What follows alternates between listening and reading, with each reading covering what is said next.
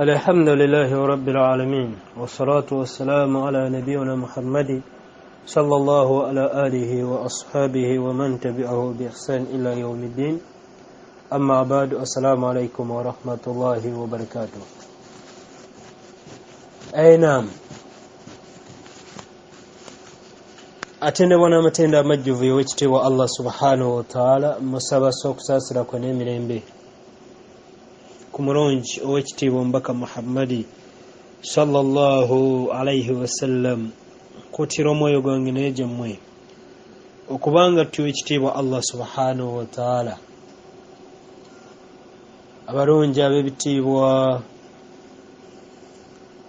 tewali agenda kuyingira jjana ya Allah okujjako oyo yekka alituuka mu maaso ge nga yalina omutima omulamu. Alqalbul salim,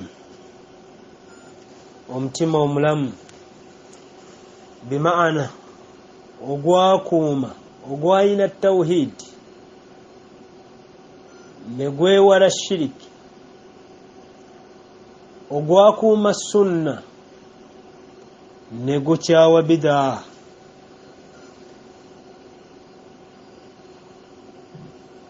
ne gwewaayo eri omutonzi waago Allah,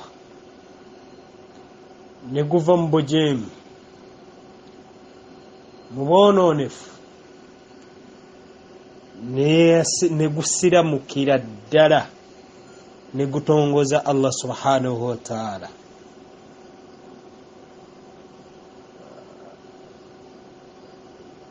Njagadde tulabe kasonga kano mu ddakiika zino enfunda. Muganda wange yansaba omusomo guno gujje mu audio biidhnillahi taala, nagukola mu video ku Facebook naye nali ate nno nsuubiza ebbanga ddene ogwogerako mu audio y'ensonga y'okuziika omuntu atali musiraamu. Ku Facebook nayogera ku ya kusabira atali musiraamu. Kati tukotandikire ku eyo y'okusaba. Abatero tu following emisomo gyaffe ku Facebook twaleeta obujulizi obulaga nti tekikkirizibwa, kiri haraam mu ddiini y'Obusiraamu okusabira omuntu yenna afanga mu kaafiiri ne bw'abanga yeeyita musiraamu. Omusomo ogusembyeyo twalabye ekigambo obukaafiiri kye kitegeeza era ne tukiraba nti si kivumo wabula ddiini eyeetongodde nga buli yenna atalina kigambo la ilaha illa Allah ali mu ddiini eyo ey'obukaafiiri. N'oyo ekiyisa ku mumwa nti la ilaha illa Allah naye ng'atayina byasinze ebirala ebitali Allah. Allah we yali amenya bannannyini ddiini eyo yagamba nti inna alladhina kafaru, mazima abakaafiiri, min ahli likitaabu, mu abo bennawa ebitabo be bayitibwa abayahudi n'abakristaayo, wal mushirikiina n'abo abagatta ku Allah n'ekintu ekirala. Omushiriku yoyo asinza Allah nga amusinzizaako ekitali kye, nga bwe twalaba meaning yakyo nga tulaba shiriki kyeki nawakidhul islamu al ashara nga tukyali ku nsonga eyo. Shiriki kyeki oba omuntu eyenkanyankanya Allah n'ekitonde kye, oba okusinza ekitali Allah. Eyo ye meaning ya kigambo shiriki ey'emiteeko esatu. Allah be yawandiika mu ddiini eyo beebo, abo be bali registered mu ddiini eyo ey'obukaafiiri. Baani? Inna alladhina kafaru, mazima abo abakaafiiri, min ahli likitaab, be bannannyini bitabo abayahudi n'abakristaayo, wal mushirikiina n'abo abagatta ku Allah n'ekintu ekirala, be bali registered mu ddiini y'obukaafiiri. Kati omuntu yenna afanga mukaafiiri, omuntu yenna afanga mukaafiiri ne bw'abanga yeeyita musiraamu nga n'ekyalo kimuyita musiraamu era nga bamuyita seeka, naye nga gw'omanyidde ddala bulungi ebimukwatako nti musajja mushiriku, wadde nga swigida yakola ekikonde mu kyenyi, ofuna omusango mu maaso g'owekitiibwa Allah, bal kisobola n'okuviirako kaafuwala n'ova mu busiraamu, nga we tugenda okukiraba. Twatandika ne aya eyakka oluvannyuma lw'okufa kwa imaamu kw'omukulembeze w'abannanfuusi mu mulembe guno gw'omubaka Muhammadi sallallahu alayhi wasallam. Abannanfuusi bonna abasala ne buleedi yenna kasero, abannanfuusi bonna abali gye bali, mukama waabwe ayitibwa Ubayyi ibn Salul. We yamala okufa, mutabani we alina omutabani we sahaba w'ekitiibwa ayitibwa Abdullaahi ibn Salul. Sahaba w'ekitiibwa yajja n'alaajanira omubaka Muhammadi sallallahu alaihi wasallam ajja asaalire kitaawe. Nabbi yali agenda, sahaba ayitibwa Umar amirul mu'miniina kyava amukwata n'amugamba ya Rasulallah, n'amutangira amutangire obutagenda kusaalira Ubayyi ibn Salul. Mwana wattu nakyo Allah n'akikoona mu sitampu. Nga bakyali awo, Jibuliiru ne SHYKH yajja ne aya eno eri mu SUURATU TAUBA,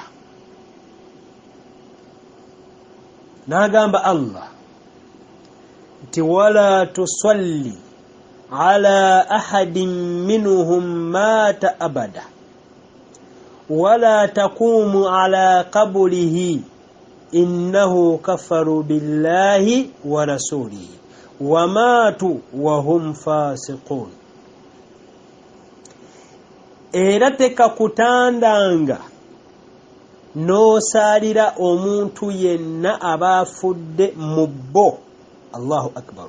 Tekakutandanga wala tusalli ala ahadi minhum, tekakutandanga n'osaalira omuntu yenna abaafudde mu bo, era toyimiriranga ku ntaana ye, mazima baakaafuwalira Allah n'omubaka we ne bafa nga boonoonefu. Wallahi eno aya eramula abashiriku bonna. Subhanallah. Omushiriku yenna gw'otegedde ono ayinza okuga nti oli yali Ubayyi yali munnanfuusi. Omunnanfuusi asookerwako mu nnamula y'obusiraamu ye muntu, anti ekiyitibwa obunnanfuusi kwe kwolesa ku ngulu ekitali munda. Omunnanfuusi asookerwako mu ddiini y'obusiraamu yayina essabo ng'ate wajja ne mu muzikiti, yagenda okutereeza empewo z'ekika mu kyalo. Waaveeyo mu kyalo ng'abasiraamu tebamanyi nti ono agenze n'asamira n'atereeza empewo z'omu kyalo. Waaveeyo n'ajja mu swala n'asimba ne ku layini esooka, nga imaamu ne bw'aba aweddeko wuzu basikoona amaze okusamira. Bimaana omukaafiiri ava ewaabwe okutereeza empewo z'ekika nga imaamu waggwako wuzu gwe basika n'asaaza abasiraamu. Haadha huwa almunafiq. Oyo munnanfuusi awedde emirimu. Aya eno eramula ye. Teriyo aya mu Qur'ani ekitiibwa ng'eramula muntu omu. Teriyo. Eyo Allah aba yagissa kulamula umma ya Busiraamu. Era kyova olaba Allah teyagaana kusabira oyo. Mu aya eno temulimu nti oyo Ubayyi, yagamba nti wala tusalli ala ahadin minhum mata abada. Era tekakutandanga n'osaalira omuntu yenna abaafudde omuntu yenna abafudde mu bo abashiriku abannanfuusi omunnanfuusi nno gwe goyinza okutegeera goga nti bebana abajja nga tusomesa mizikiti ne batega buleediyo nga bagamba baki ne babutwala eri bakama baabo ne bakwata audio zaffe ne bazitwala eri abalabe b'obusiraamu waliwo omuvubuka kugundi ayogera bino gwe goyinza olowooza nti oyo munnanfuusi abajja mu groups zaffe yagamba baagala group kyere ereeto esomesa boogera ki mu group eno mwebe muyinza okuyita abannanfuusi nedda abo nabo bannanfuusi naye bazibu bakutegeera naye abangu b'okutegeera be balina amasabo nga bisugidde bikuusidde mu byenyi be balina ebigali wansi w'ebitanda ng'omuwulira ogenda omuwulira ng'ali yagenze kukola humura mu Ramadhaani ali awo rabbaika ya rabbi rabbaika la sharika laka rabbaika ng'ajogera ebigali yabirese wansi wa kitanda. Ramadhaani wetuuka ebibbo byonna n'abikuŋŋaanya ebiri wansi w'ebitanda n'abisiba mu lubugo olumu n'abisiba mu kisuuka n'awanika ku mirabba oba n'afuna gy'abiteeka mu kasonda bamale okusiiba Ramadhaani bajajja abajjeyo. Oyo ye munnanfuusi asookerwako anti Allah we yali amukkaatiriza mu Qur'ani mu Suuratul Bakara yagamba nti وَمِنَ النَّاسِ مَنْ يَقُولُ آمَنَّا بِاللَّهِ ne mu bantu waliwo abagamba nti bakkiriza Allah وَالْيَوْمِ الْآخِرِ وَكِرِي وَمِنَ النَّاسِ مَنْ يَقُولُ آمَنَّا بِاللَّهِ وَبِالْيَوْمِ الْآخِرِ وَبِالْيَوْمِ أَوَّلِ يَوْمِ وَبِالْيَوْمِ الْآخِرِ وَمَا هُمْ بِمُؤْمِنِينَ aya njitankanyemu وَبِالْيَوْمِ الْآخِرِ أَوَّلِ يَوْمِ الْآخِرِ وَمِنَ النَّاسِ مَنْ يَقُولُ آمَنَّا بِاللَّهِ وَبِالْيَوْمِ الْآخِرِ وَمَا هُمْ بِمُؤْمِنِينَ nembantu waliwo abagamba nti bakkiriza Allah n'olunaku lw'enkomerero naye nga tebabangako basiraamu bakola batya yukhadi'una Allah walladhina amanu bakwenya Allah n'abakkiriza batya yusalluna kama usalli basalanga we tusala wasoma kama usoma ne basibanga we tusiba ohum mushrikina naye nga bashiriku abawedde emirimu kungulu ekifaananyi olabanga seeka awedde emirimu wallahi ng'omutima fajiru kafara ng'omutima mukafiri oguwedde emirimu bannaye sahaba amanya bagamukasaako sahaba seeka ani musiraamu amanya amayitirivu gonna bagamuwoleka nti musiraamu naye nga ssebo yasimba akacupa eyo mukyalo balina yiika z'ettaka eziri eyo mukyalo balina bagugulana ne neighbor ogw'ekibanja n'asimba akacupa omwali enjala ez'aŋŋaali omusamize ze yamuwa bajjajja bayingire mu nsonga za poloti eyo.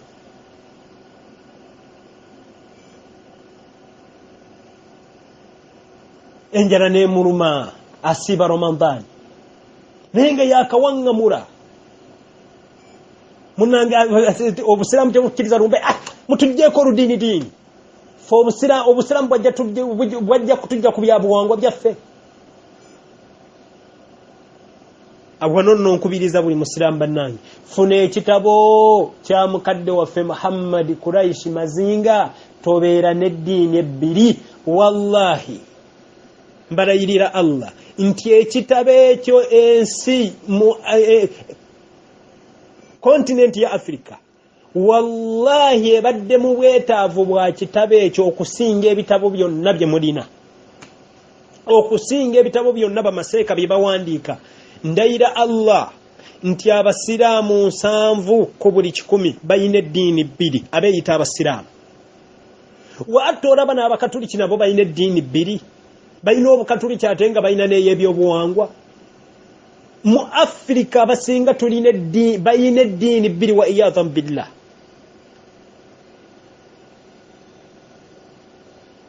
balinnye eno mu byobuwangwa ne balinnya n'eno mu busiraamu.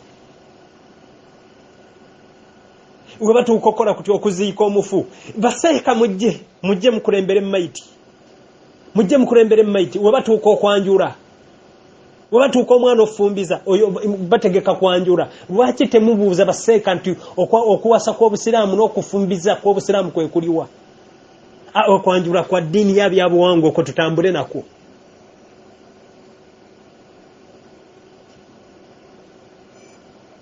Wadde nno nga bagamba nti era ne mu busiraamu taata yagaba omwana omuwala, ne mu Baganda era mfutuulira nti taata yagaba omwana omuwala, era obusiraamu bukubiriza omwana omulenzi aleeteyo okubirabo waaba asobodde. Ate ne bugamba omuzadde omusajja waaba alina obusobozi awo abaana bano kapito bagende batandike.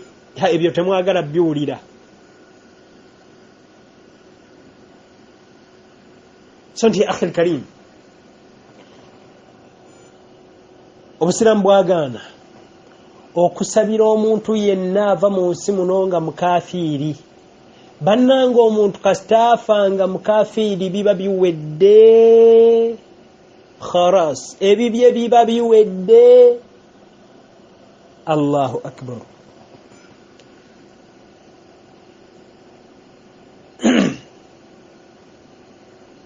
Aba ayingidde mu buzito nga ne bw'osaba otya tewali kigenda kukyusa namula ya Allah gye yateekerateekera omukafiiri.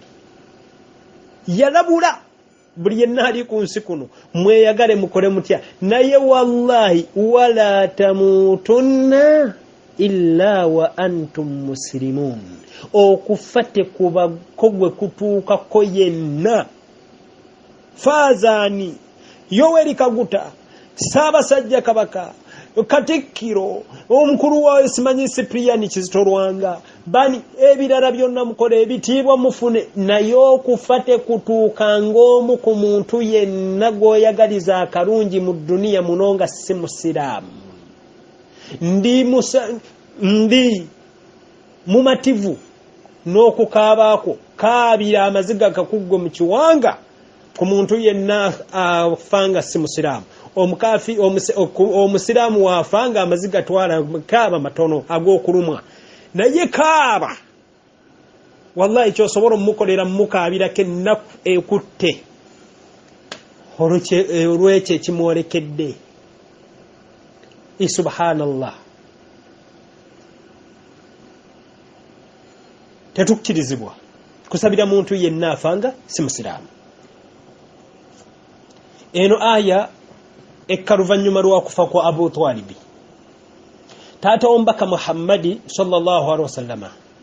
Abu Talib yakwata ombaka Muhammadi nga ina emyaka 8, n'amukuza, n'amusomesa, n'amulaga edduniya, n'amulaga obuntu bulamu, n'amulaga buti bawangala n'abantu, n'amulaga buti basuubula, n'amuyigiriza empisa za ez'obuntu, obwenkanya, obwesigwa. Abu Talib yasomesa ombaka Muhammadi sallallahu alaihi wasallama.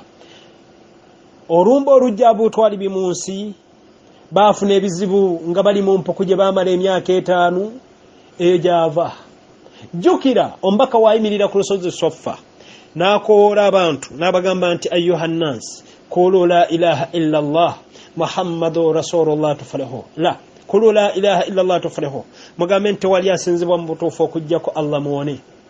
Abu Talib teyavaamu kigambo kyonna. Tega nti mwana gwe biki byoyogera. Wallahi yagamba yamunyweza Muhammad namugamba oli mu wansi wa buyinza bwange, ngenda kulwanirira, genda ne maaso n'ebintu bye. Subhanallah.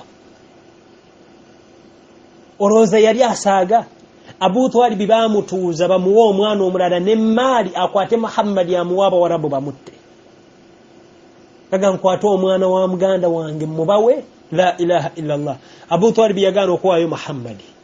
Ogwasemba y'abakafiri bagamba Abu Talib obokkiriza oba oganye Muhammad tugenda kumutta. Abu Talib kyava dduka n'omubaka Muhammadi sallallahu alaihi wasallam ne babasibira mu mpuku ne bamalayo emyaka 5. Bagamba mu baana be ng'obutaddeko Aliyu ibn Abu Talib ne Muhammad abaana be bonna be yazaala yali asinga kwagala mwana wa muganda we Muhammad sallallahu alaihi wasallama.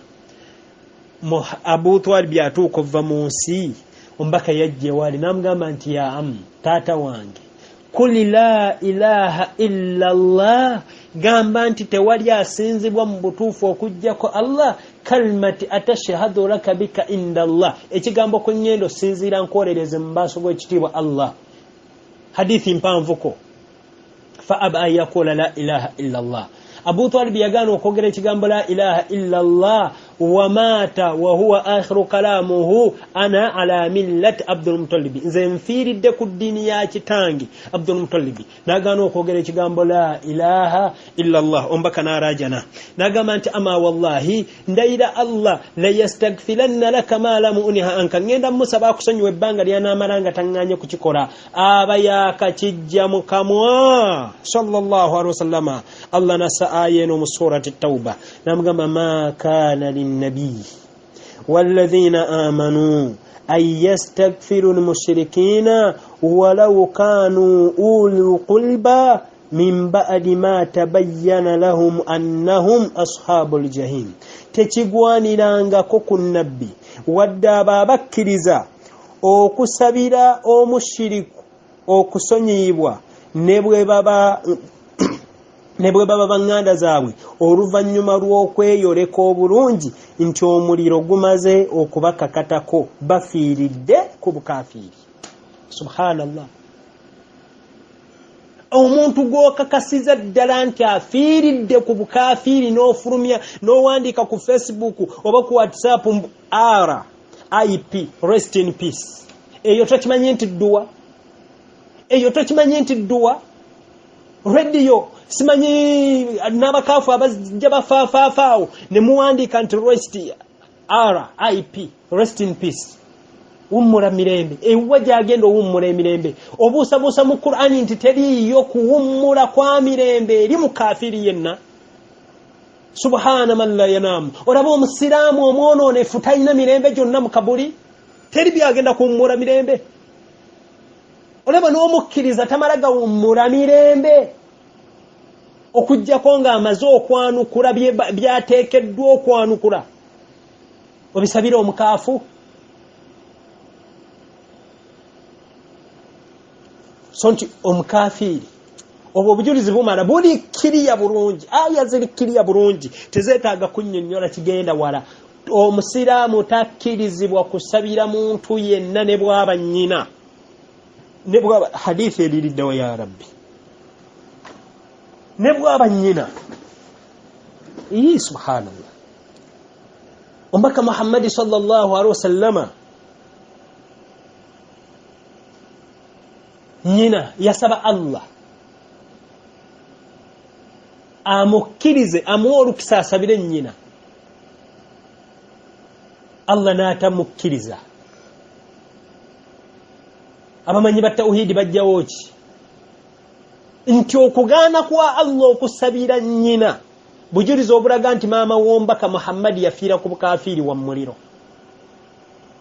Subhanallah. Kitaawe Abdullah banonno Amina ne Abdullah baafa obusiraamu nti Muhammad tannaweebwa bwa nabbi.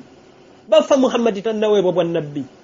Ne sahaba yajja eri nabbi n'amugamba nti ya Rasulallah, owange omubaka wa Allah. Hadithi mpanvu ekyafa ekiwanvuko gye byatandikira nabbi yali abuuza awadde basahaba okubuuza olukusa olubuuza ebibuuzo.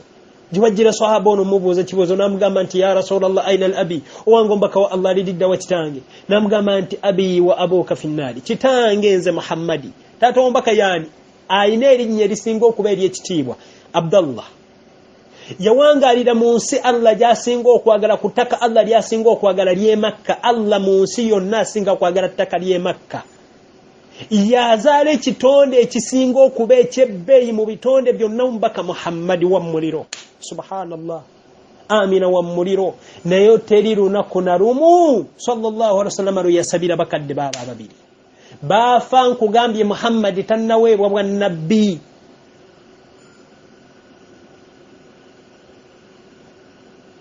So okusabira omuntu yenna afudde nga si musiraamu tokkirizibwa kiri haram mu ddiini y'Obusiraamu. Kisobola okuviirako kaafuwala singa ofuna okubuusabuusa mu mutima nogatomanya omusajja ono ayinza obuti tomanya n'abakafiri bayinza okuba balina ekikulu abadde asaba eddiini yaabwe tomanya omanya gana amadiini makubo kubo ng'oli awo obuusabuusa mu madiini ti omusajja ono tomanya ayinza okubuusabuusa mu mukafiiri yenna afiiridde ku bukafiiri nti tomanya ayinza okuva mu muliro n'ayingira jjana kikumaliro kaafuwala. Teri mukafiiri agenda kujja kigere mu muliro. Bannange Abu Talib yalifulumya omuliro. Baddu ba Allah Abu Talib yalifulumya omuliro singa waliyo omukafiri yenna erigufulumye.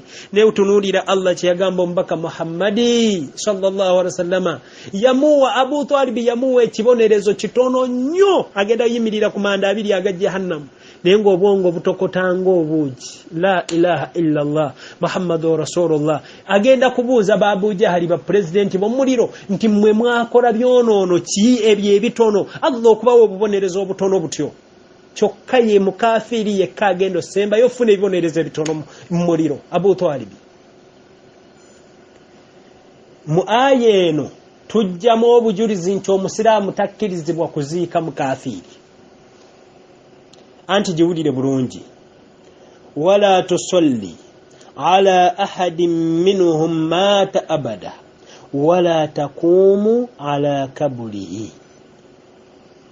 Ojambu julizi kyomu era Allah wamala gaana nabbi okusaalira omuntu yenna aba afuddenga mu bbo era yamugaana n'amugamba nti era toyimiriranga ku ntaana yaabwe ku ntaana zaabwe. Otegeeramu ki mu aya eyo? Wala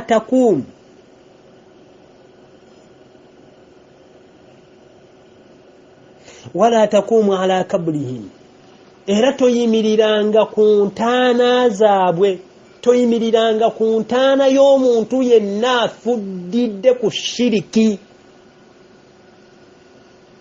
Ekyo obujulizi obwo bumala omusiraamu okutegeera nti tetukilizibwa kuziika mukafiiri. Anti ekiyitibwa okuziika nammwe mukimanyi bulungi. Tukitindijja engendo ne tuva e Kampala ne tugenda gye tuba tulaze okuziika ne tugenda tuyiwako ettaka ne tukole awo kusaba kutukola kutya. Ebyo byonna tebikkirizibwa ku mukafiiri wabula ebigaanibwa mu aya eno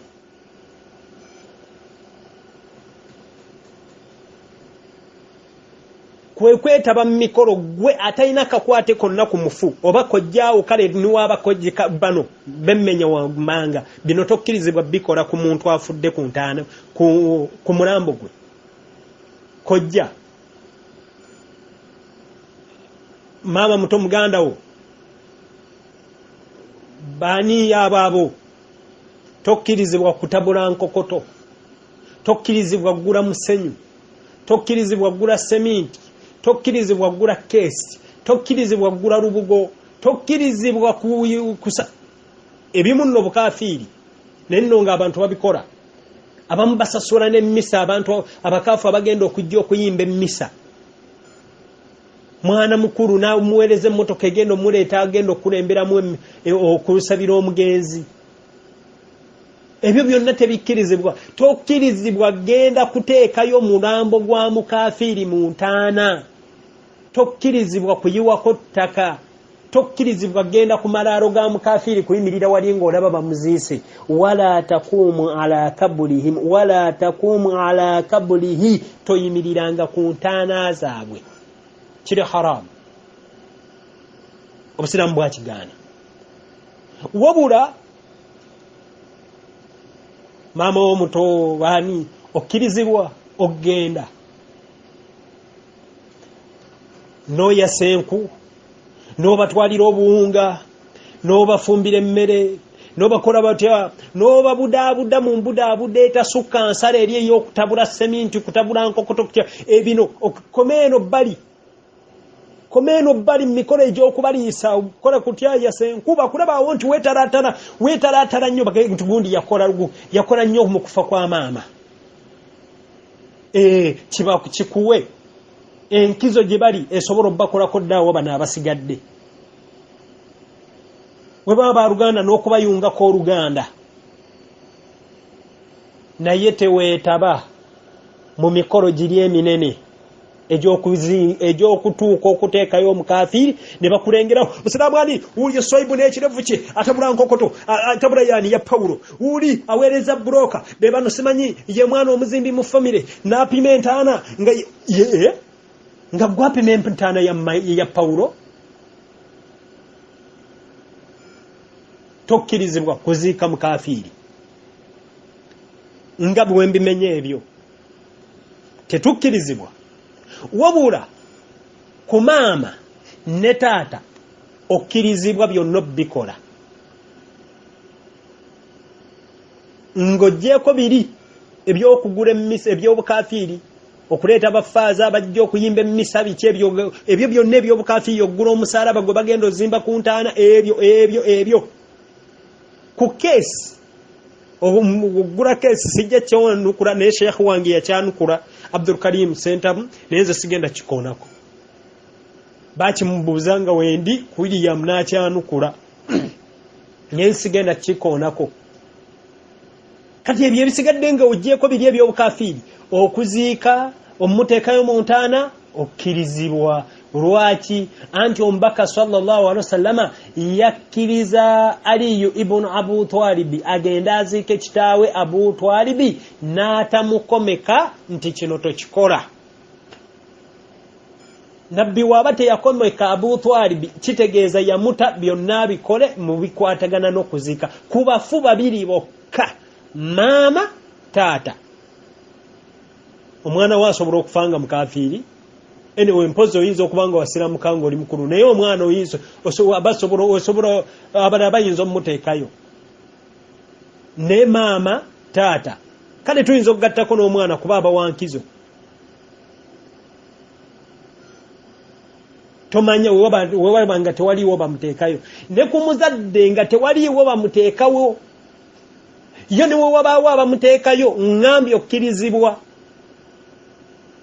okkirizibwa kuba tekwaliiwo nabbi teyakomeka Abu Twalibi kyabakomako wabula we yamugamba nti genda ozike kitaawo oluvannyuma okomewo nkubuulire ekyokukola we yamala n'agenda amugamba agenda anaaba omubiri gwonna ng'oziise omukafiiri bimaana nti woziika omukafiiri onaaba olunaabanga lwe tunaaba olwa janaba kino nno tekiri kubakka mu ntaana bokka noawe akomye obukomi kwasa enku kasita otindigga olugendo noga nti nvudde nateete tugenda kyengera kuziika Pawulo kasita obirinnyamu ebigere n'otuuka wodde oteekeddwa okunaaba olunaaba lwa janaba naye olwo olunaaba terutta swala eswala weetuuka mu budde obwo osaala bitegerekese kino nno kikulu okimanyi nti tewaliiwo hadithi yonna erambika nti nabbi yali ayina omukafiiri yenna gwe yali aziise bal nsobola okinywezaawo nti nabbi teri mukafiiri yenna gwe yaziika kyokka nga bangi abaawangaala ku mulembe gwe abaali akumpi naye tewali n'omu gwe yaziika subhanallah okimanyi nti baswahaba oyinza obutasangayo hadithi yonna ekulaga nti waliyo swahaba eyaziika omukafiiri ng'ogyeko ya Abu Twalibi mpozi n'abalala ababa baziika bakitaabwe babanga gye bali naye okimanyi nti tewaliiwo hadithi erambika nti Aliyu ibn Abu Twalibi waliwo swahaba eyamuziikirako kitaawe yagenda bwomu ba Bilali tebagenda ba Abubakari tebagenda ba Umaru tebagenda wa atta n'omubaka mwennyini teyaziika kitaawe muto bannange tetukkirizibwa kuziika mukafiiri baseeka bangi bakyanukula era nalimbaddeko ku William ne kyanukulwa kityo mutula ne kyanukulwa enduli nti okkirizibwa toteekeddwa seeka kwanukula kibuuzo kino nti omusiraamu akkirizibwa oziika omukaafiiri bw'otyo nduli wabula oteekeddwa kitematemanga wenkitemyetemye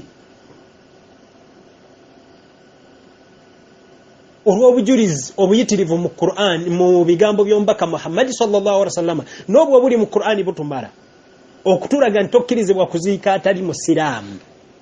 Kakati bano banneiba baani muganda wange woba oyina ekyosobola okwebuzaabuza nakyo kyonna omutwe gukuluma ng'olina kyosobola okwebuzaabuza n'otagenda kuziika mukafiiri kyekisinga obulungi gy'oli ntiddamu teri mpeera wadde afu ya kkoota y'empeera gy'ofuna mu kuziika omukafiiri nti watindize olugendo n'ogenda e Masindi ogenze kuziika gwe mukola naye ku mulimu toyina mpeera yonna gy'ogenda kujjayo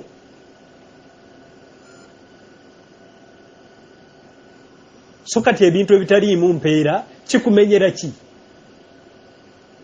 naye ekyo nno sitegeeza nti olaga empisa embi ku kyalo batandikoko bano banneiba baani nkugambye oba osobodde okwebuzaabuza weebuzeebuze naye woba tosobodde kale genda komeeno mu kidaala yasenku ukola butya bakulabe nti emannagundi